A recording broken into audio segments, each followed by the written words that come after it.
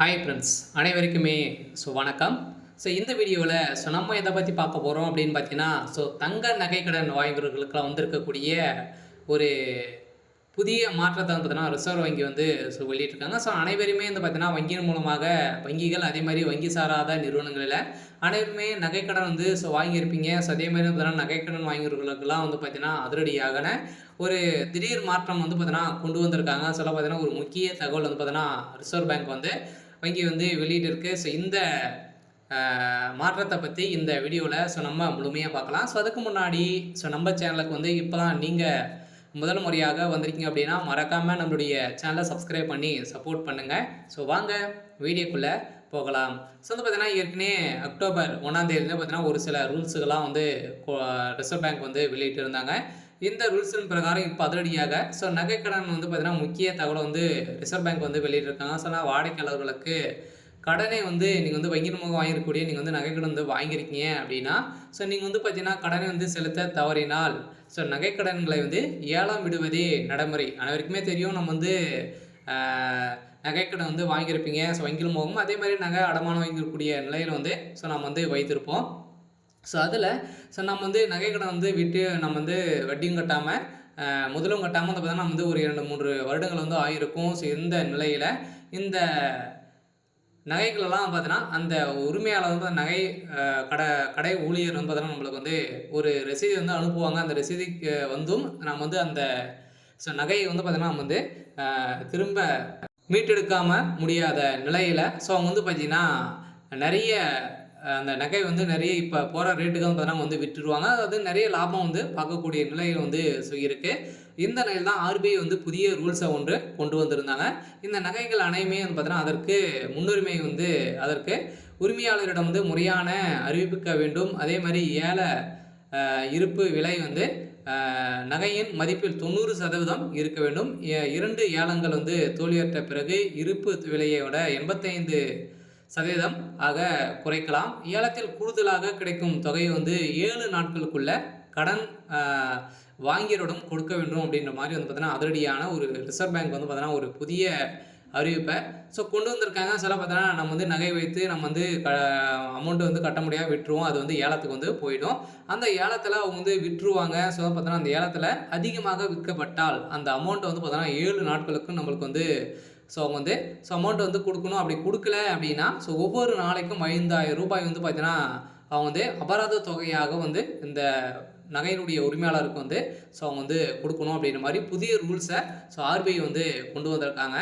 மீதி இருக்கக்கூடிய நிறைய விதமான ரூல்ஸுகளும் இந்த மந்த்தில் வந்து பார்த்தீங்கன்னா நம்மளுக்கு வந்து கொடுத்துருக்காங்க. என்னென்ன நகை வாங்குறவர்களுக்கெல்லாம் பார்த்தீங்கன்னா ஒரு சாக்கடிக்கூடிய விதத்தில் ஒரு மிகப்பெரிய அறிவிப்பெல்லாம் வந்து வந்திருக்கு. இதை பற்றி இந்த வீடியோவில் நம்ம முழுமையாக பார்க்கலாம்.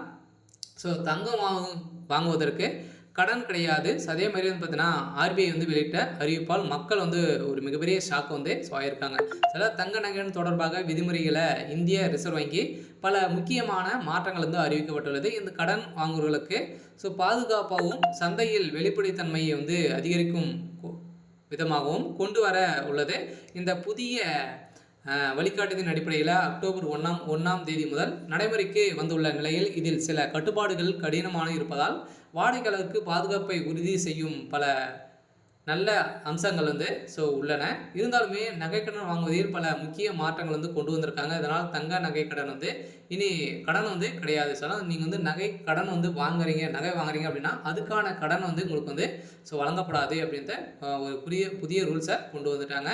அதே மாதிரி வந்து பார்த்தீங்கன்னா இனிமேல் வங்கிகளிலும் மற்றும் வங்கி அல்லாத நிதி நிறுவனங்கள் நகைகள், தங்க நாணயங்கள், தங்க பாத்திரங்கள் அல்லது தங்க சார்ந்த மீசல்கள், பண்டுகள் மற்றும் என எந்த வகையில் சேர்ந்தாலும் தங்க வாங்குபவர்களுக்கு கடன் வழங்க தடை செய்யப்பட்டுள்ளது. இந்த கடன் வசதிகளை மக்கள் பல்வேறு தேவைகளுக்கு மட்டுமே பயன்படுத்த முடியும் அப்படின்ற ஒரு புதிய ரூல்ஸாகவும் கொண்டு வந்திருக்காங்க. இந்த கடனில் அளவு குறைந்து ஏப்ரல் 1 2026 முதல் தங்கத்தின் மொத்த மதிப்பிற்கு எல்டிடிவி லோன் டு வேல்யூ வந்து பார்த்தீங்கன்னா நம்மளுக்கு வந்து ஏற்ப வழங்கப்படும் என கடன் தொகையான வரம்பு 3 அடுக்குகளாக பிரிக்கப்பட்டுள்ளது. இதன் மூலம் கடன் தொகை வந்து ஏற்ப தங்க மதிப்பில் எவ்வளவு சதவீதம் வந்து கடனாக பெற முடியும் என்பது குறையும்.